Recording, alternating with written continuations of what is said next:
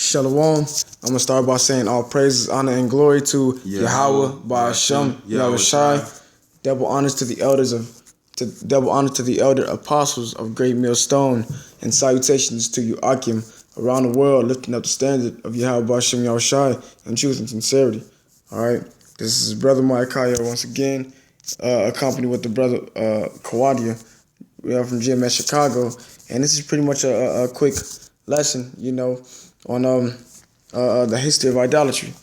All right. This is Deuteronomy chapter 28, verse 15. This is Deuteronomy chapter 28, verse 15. It says, "But it shall come to pass, if thou wilt not hearken unto the voice of Yahweh thy power, to observe to do all his commandments and his statutes, which I command thee this day, that all these curses shall come upon thee and overtake thee." Right. So, if we didn't follow the law, statutes, commandments, the Lord was going to put us upon curses, which we are underneath now. And one of them is, this is Deuteronomy 28 and 64. It says, "And Yahweh shall scatter thee among all people, from one end of the earth even unto the other. And there thou shalt serve other gods, which neither thou nor thy fathers have known, even wood and stone." And these would be the idols, you know what I'm saying, because you worship trees or things made from trees, I know the natives were strong in worshiping different spirits like water spirit, wind spirit, sun spirit, sky spirit, you know what I'm saying? And a lot of that, the Ammonites, the Japanese, they also into that too, man. You know what I'm saying? For when we scattered amongst them, you know what I'm saying? Putting up those different deities, and this was one of the curses that was put upon us. Khan. I mean, in a lot of places like in the woods or something, probably somewhere like around a bunch of cabins or something, you would see where there's a lot of trees cut down. And it could be from a multitude of things. It could be from people that actually lumberjack those trees and use those trees to make paper, money, and all that, whatever. But what they also use those trees for are to make idols, like for Christmas. Going back to the book of Jeremiah, chapter 10, verse 2. And not just verse 2, but the whole 10th chapter. Well, at least the first 5 or 6 verses. It pretty much describes Christmas, but it also calls it, a custom of the heathen, But that can also be considered idolatry as well. Yeah. This is Exodus chapter 20. I'm going to start at verse 1. It says, "And God spake all these words, saying, I am Yahweh thy power, which have brought thee out of the land of Egypt, and out of the house of bondage. Thou shalt have no other gods before me." And that's Yahweh Ba'ashem Yahushai pretty much explaining, hey man, I redeemed you out of your captivity. Don't serve nobody else but me. All right? Don't have no other gods before me. And it says, thou shalt have no, verse 4 says, "Thou shalt not make unto thee any graven image, or any likeness of anything that is in heaven above, or that is in the earth beneath, or that is in the water under the earth." So it could be the sky spirit, it could be the water spirit, it can be the spirit of the forest, whatever you want to call it, man. Whatever the fuck you call it. It's idolatry, man. And it is the cause of a lot of massive death, man. All right? So that's the reason why the Most High says, don't serve it, man. And don't make you any graven images, man. This is verse 5. It says, "Thou shalt not bow down thyself to them, nor serve them. For I, Yahweh thy power, am a jealous God, visiting the iniquity of the fathers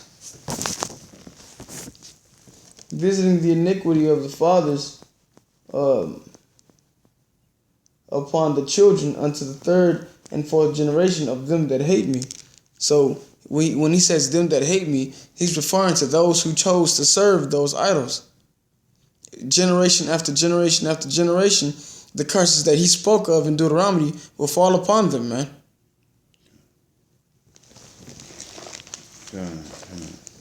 This is Psalms chapter 115, verse 4. It says, their idols are silver and gold, the work of men's hands. So here you go, you got Israelites, they'll take a piece of wood, chop down the tree, and just make them a little idol, a little statue or something out of the wood, and then praise it, right? Or hew silver and gold, like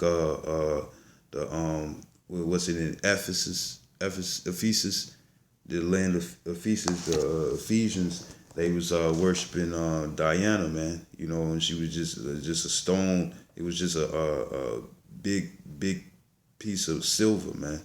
That they was worshiping. And it says in the work of men's hands, it says, they have mouths, but they speak not. Eyes have they, but they see not. They have ears, but they hear not. Noses have they, but they smell not. They have hands, but they handle not. Feet have they, but they walk not. Neither speak they through their throat. These things aren't alive. You know what I'm saying? And plus, it's out of the creation, out of your own mind that you had created these things.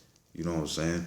And it says, they make them, it's verse 8, it says, they that make them are like unto them, because you're dead, man. Because how in the world are you going to create something and then put it on a pedestal and it's like, oh, I'm finna worship this and expect something from it. You the one who created it in the first place. You the one who hewed it out of the stone. You the one who carved it out of the wood, And it says, so is everyone that trusteth with them, because you're dead, man. You know what I'm saying? If you follow up after that, man, because that doesn't make any sense. It doesn't make any sense that you create, you create a paper airplane, but then you put it up on an altar or the table and stuff, and every day you looking for that piece of paper that you created, that paper airplane, to give you a blessing,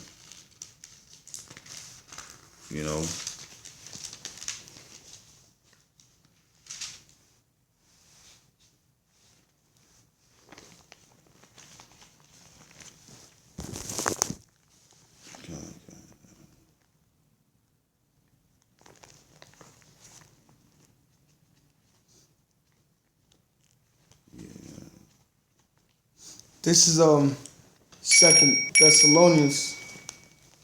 This is 2 Thessalonians chapter 2. I'm gonna start at verse.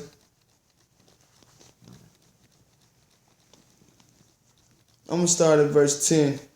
It says, "And with all deceivableness and of unrighteousness in them that perish, because they receive not the love of the truth, that they might be saved."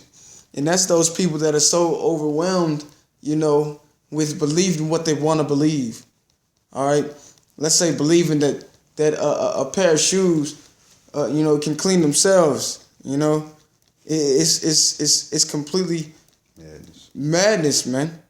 All right, but them choosing to believe that these things are true, or at least believing that that it would make sense, trying to make sense of something that is completely preposterous. All right, I'm gonna read it again. It's verse 10, 2 Thessalonians. It says, and this is 2 Thessalonians chapter 2, verse 10. "And with all deceivableness of unrighteousness in them that perish, because they received not the love of the truth, that they might be saved." They didn't want to believe the doctrine. All right, they didn't want to receive the truth because they wanted to continue believing what they believed. That's that whole agree to disagree shit that people come up with, because that's their way of saying this. Even after this conversation, we're gonna believe what we believe still. All right, that's pretty much what they're saying. Okay? This is verse 11. And it says, and for this cause Yahweh shall send them strong delusion, that they should believe a lie. So even with that thought in their mind, that what they're believing has, even with the proof presented to them, that what they believed in has been a lie, has been proven, 100 proof that it is false, man. They're still going to believe it. And it is a delusion that the Most High sent upon them, solely for them to be destroyed in a righteous way. All right? Right, and the scripture says that both the deceived and the deceiver are his, and you got these demons, these left-handed angels, these left-handed angels, these demons, they come up and then and they further on the delusion, so you could believe in a lie, like the brother said, man. You know what I'm saying? They basically sends you off, just so you can be prepared for that. That day of evil, man. So you could be part of that wrath. Yeah. And you got anything else?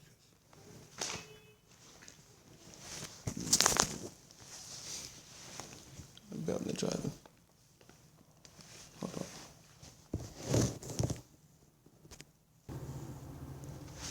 All right, now this is back in the Apocrypha, in the story of Bel and the dragon.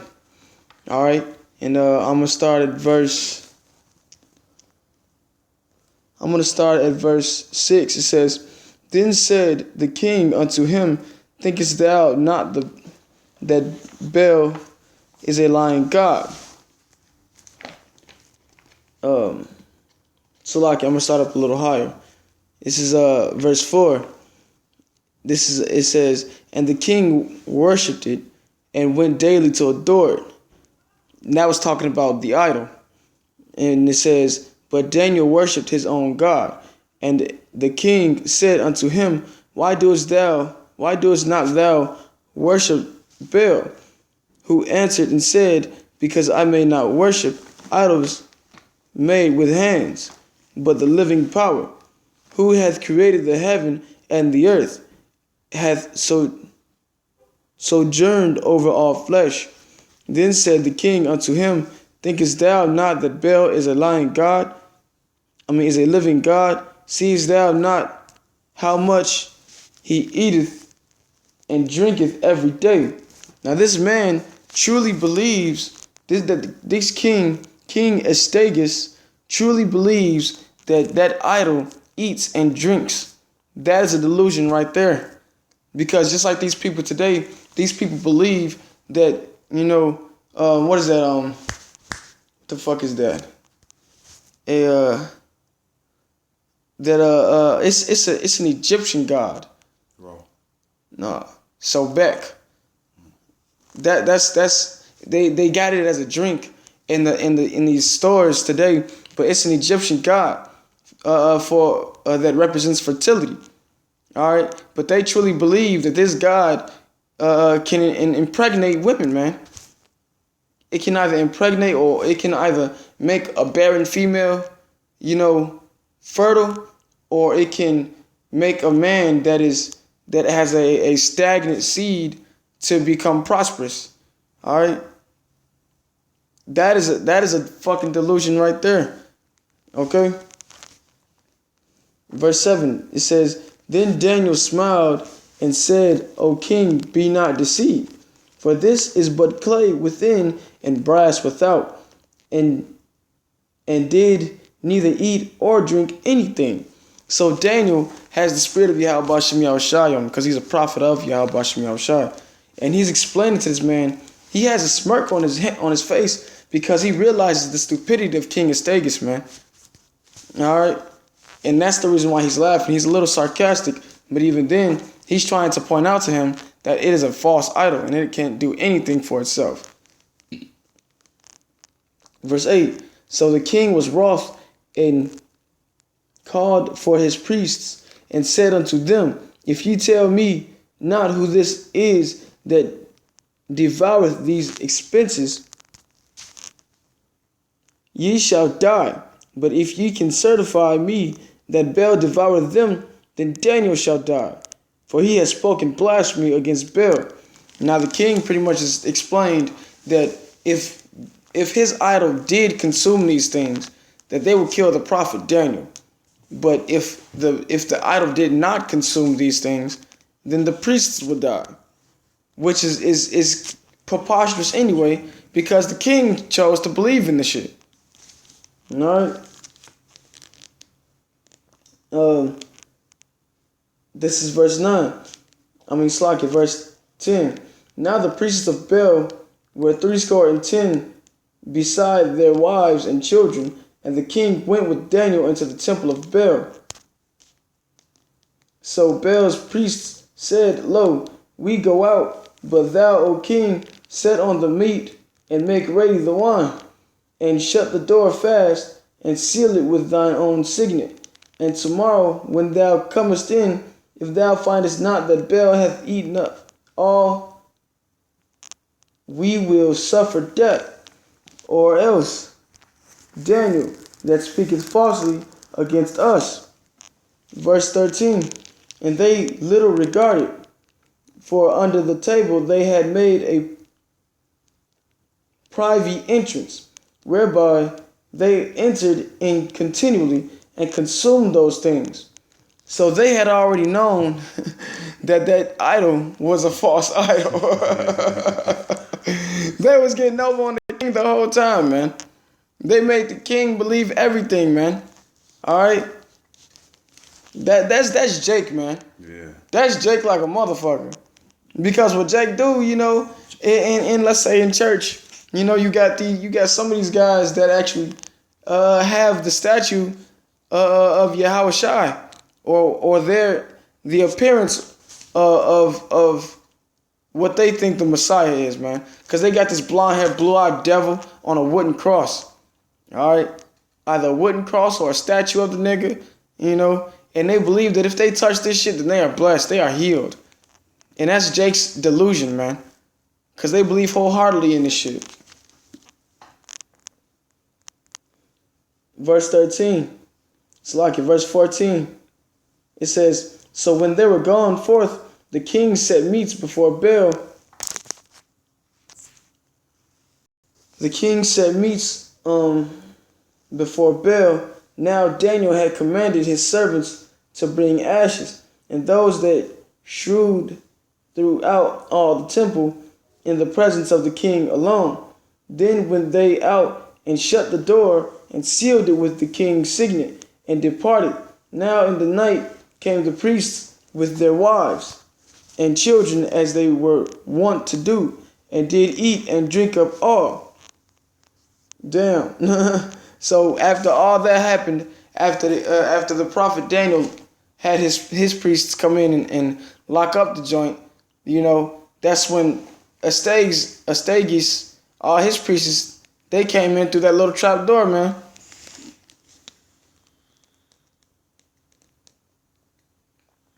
And it says,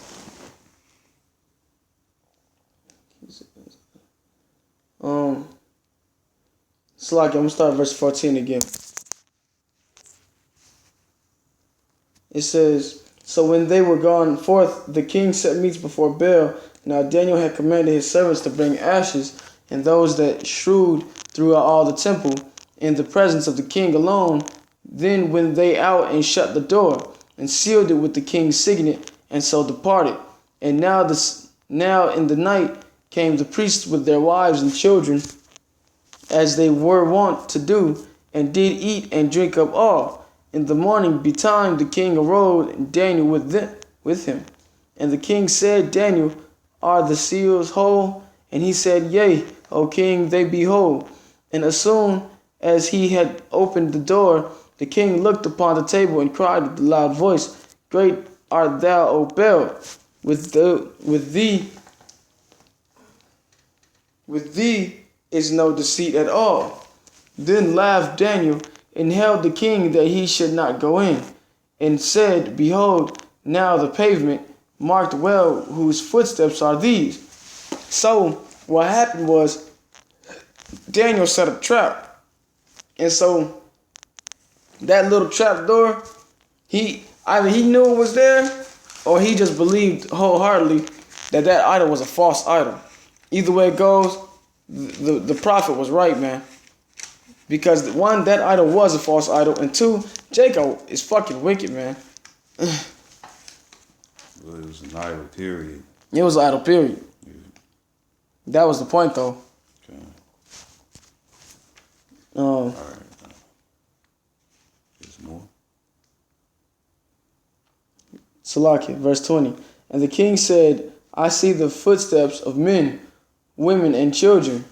And then the king was angry and took the priests with their wives and children, who showed him the private doors where they came in, and consumed such things as were up on the table. Therefore the king slew them and delivered Bel into Daniel's power. Into Daniel's power, who destroyed him and his temple. And in that same place there was a great dragon, which they of Babylon worshipped. That was the point. The point was pretty much, that idol was fake, man. And it was proven that idol was fake. Just like how history proves that Caesar Borgia posed for that photo of the man everybody calls Jesus Christ, man. This are you done? All right, this is Wisdom of Solomon, chapter 14, verse 8.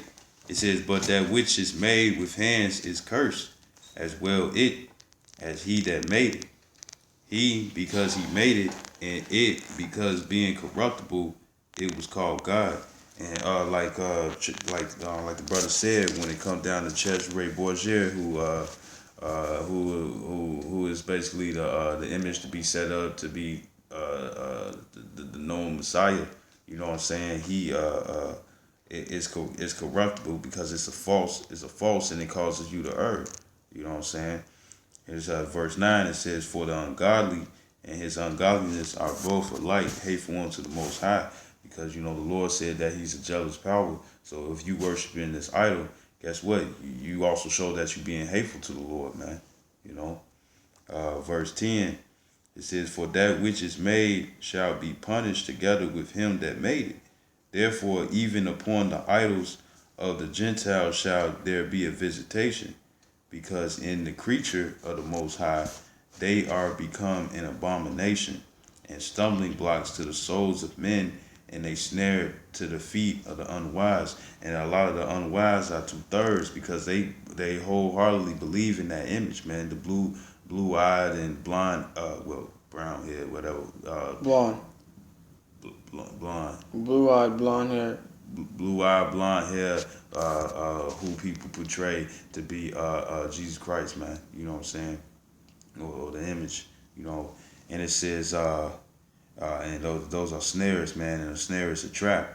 You know what I'm saying? From getting you to the truth, because it's the real man that's being described in these scriptures, and especially in Revelations, the first chapter, is so-called. He's a dark-skinned man with woolly hair, and his name is Yahweh Shai. And it says, verse 12, for the devising of idols was the beginning of spiritual fornication, cheating on the Most High with other gods. And it says, and the invention of them, the corruption of life, right? Because like the scripture says in Baruch, that these laws, statutes, commandments, is life, but whoever shall leave it, is death for him, roughly paraphrasing. And it says, verse 13, it says, for neither were they from the beginning, neither shall they be forever. For by the vain glory of men they enter into the world, and therefore shall they come shortly to an end. Because even till today, there's always someone that's waking up. It's always an Israelite that's waking up to finding out that the true image of Yahweh Shai, who everybody ignorantly calls Jesus Christ, is that he's a so-called black man with woolly hair. You know what I'm saying? Or in other cases, a nigga.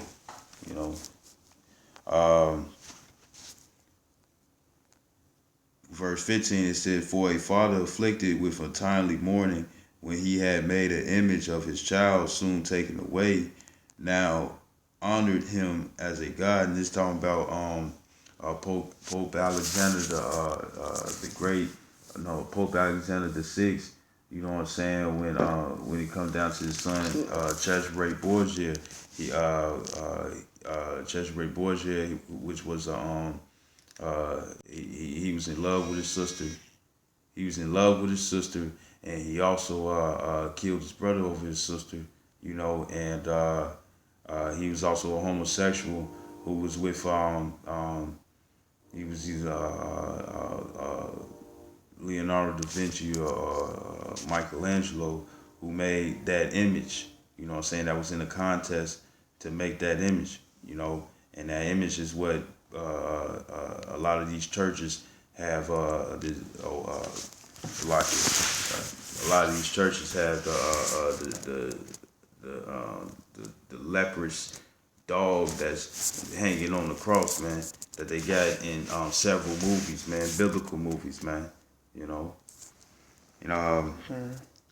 it says, which was then a dead man and delivered to those that were under him ceremonies and sacrifice.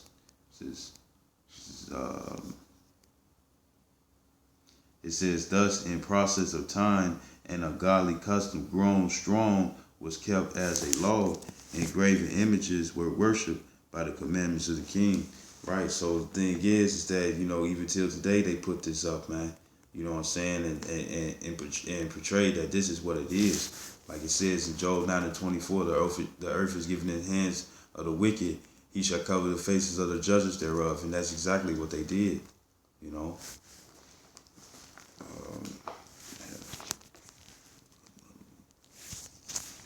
All right, this is Romans chapter 1, verse 20. It says, for the invisible things of him from the creation of the world are clearly seen, being understood by the things that are made, even his eternal power. This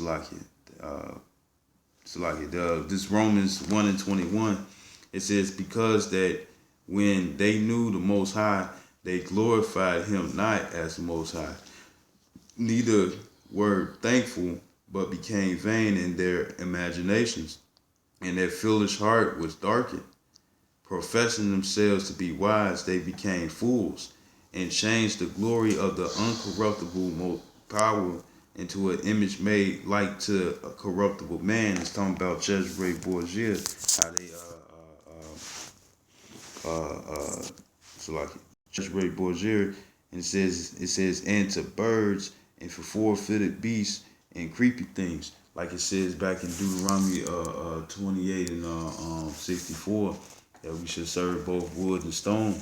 The thing is that those it was also animals, you know what I'm saying, like different spirits of the animals when they pass along. You know, what is a video game, Tekken? I forgot the lady name. You know, the last one that you got to fight on, the one that I gave you.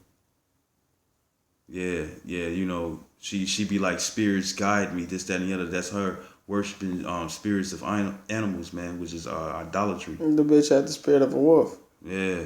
I don't remember the bitch's name, but I know the game you're talking about. Yeah, about the tag team Tekken. I think her name was Unknown. Yeah. God, you know, and it's just, right. So basically, you know, man, it's idolatry of all things and stuff. And the one major one is a big snare and a big stumbling block onto a lot of people who don't want to give it up, who's referring to the 2/3 of Israel, man. You know. Because I mean, the mainstream disease that is in Israel is idolatry, man. Them idolizing someone or something, and it being the cause of their downfall, man. Because in the book of Judges, man, it says, let the idols of the nations be a snare unto you, man, and a thorn in your side. Because it is going to be the one thing that is going to I mean, it's not going to be the only thing, but it is a very serious thing, man. The Most High said that he's a jealous God. I just read that in the book of Exodus. But, it's a very evident thing to Israel. that idolatry is wicked, man. And yet they continue to do it. They continue to do it by calling them different names, man. Yahweh, Yahshua, Yehoshua, you know what I mean? Yahshua. Hey, man, all that is blasphemy. That's blasphemy of the holy name, man. And the Most High is going to fucking destroy him for it, man. And there's, I'm just going to quote it. You know, there was a account in 1 Kings, I believe, 18th chapter, where Elijah was telling the prophets either Baal or Jezebel, basically, he was proving to him that, hey man, you know, the little idol that you was worshiping and stuff, who you call God, hey man, hey actually, if you don't mind, bro, bring it out, bro. All right, this 1 Kings chapter 18, and I'm gonna start at verse 23. I'm sorry, verse 22. It says, Then said Elijah unto the people, I only remain a prophet of Yahweh, but Baal's prophet are 450 men. Let them therefore give us 2 bullocks, and let them choose 1 bullock for themselves, and cut it in pieces, and lay it on wood, and put no fire under, and I will dress the other bullock, and lay it on the wood, and put no fire under it. So basically, Elijah, he's basically confronting the prophets of Baal, like, we gonna see who God is real, who power is real, mine or yours, right? Verse 24, it says, And call ye on the name of your gods, and I will call on the name of the Lord Yahweh. It says, And the power that answered by fire, let him be the Most High, let him be God. And it says, And all the people answered and said, It is well spoken. So he's basically putting them on blast. Verse 25, And Elijah said unto the prophets of Baal, Choose you 1 bullock for yourselves, and dress it first, for ye are many, and call on the name of your gods, but put no fire under. And they took the bullock which was given them, and they dressed it, and called on the name of Baal from morning even unto noon, saying, O Baal, hear us. But there was no voice, nor any that answered, and they leaped upon the altar which was made. And it came to pass at noon that Elijah mocked them, and said, Cry aloud, for he is a God. Either he is talking, or he is pursuing, or he is in a journey, or peradventure he sleepeth and must be awake. So, Elijah was mocking him, like, where he at? He doing all this calling from morning to noon. Where he is? Where he at? What he doing? He sounds like a hype man. Like how DJ Khaled sounds in all the videos that he be hyping up, man. Elijah was Jake, boy. God, this is verse 28. And they cried aloud and cut themselves after their manner with knives and lancets, till the blood gushed out upon them. And it came to pass, when midday was past, and they prophesied unto the time of the offering of the evening sacrifice, that there was neither voice, nor any to answer, nor any that regarded. Right? So he ain't come. Baal ain't come. He was a no-show. Verse 30, it says, And Elijah said unto all the people, Come near unto me. And all the people came near unto him. And he repaired the altar of Yahweh that was broken down. And Elijah took 12 stones, according to the number of the tribes of the sons of Jacob, unto whom the word of the Lord came, saying, Israel shall be thy name. And with the stones he built an altar in the name of the Lord, and he made a trench about the altar as great as would contain 2 measures of seed, and and he put the wood in order, and cut the bullocks in pieces, and laid him on the wood, and said, fill 4 barrels with water, and pour it on the burnt sacrifice and on the wood. So he made it extra. He wetted. It's like, yeah, I'm gonna make it seem like it's impossible for this to happen, right? And it says, and he said, do it the second time, and they did it the second time. And he said, do it the third time, and they did it the third time. And the water ran round about the altar, and he filled the trench also with water. And it came to pass at that time of the offering of the evening sacrifice, that Elijah the prophet came near and said, Yahweh, power of Abraham, Isaac, and of Israel, let it be known, let it be known this day that thou art the Most High in Israel, and that I am thy servant, and that I have done all these things at thy word. Hear me, O Yahweh, hear me, that this people may know that thou art Yahweh power, and that thou hast turned their heart back again. Then the fire of Yahweh fell and consumed the burnt sacrifice, and the wood, and the stones, and the dust, and licked up the water that was in the trench. And it says, and when all the people saw it, they fell on their faces, and they said, Yahweh, he is the power. Yahweh, he is the power. So Elijah just basically did all this extra, you know what I'm saying, to further prove that Yahweh Ba'Shem Yahshai is the only power, man. And those prophets that was bound down to Baal, man, they was worshiping the idol, man. Just like what Daniel did. Exactly. With King Astyages, man. He had to show Astyages that his idol was false. Just like Elijah had to do, man. He had to show them their idol was false. Because the scripture says there's only one real God, man. His name is Yahweh Ba'Shem Yahushua. And the same thing is happening today. Right before your eyes. God. And with that, Yahweh willing, this video was edifying to the elect. And we want to give all praises, honor, and glory to Yahweh Ba'Shem Yahushua. Double honors to the elder apostles of Great Millstone, and salutations to you occupants around the world, lifting up the standard of Yahweh Ba'Shem Yahushua in truth and sincerity. All right? Shalom. Shalom. Repent.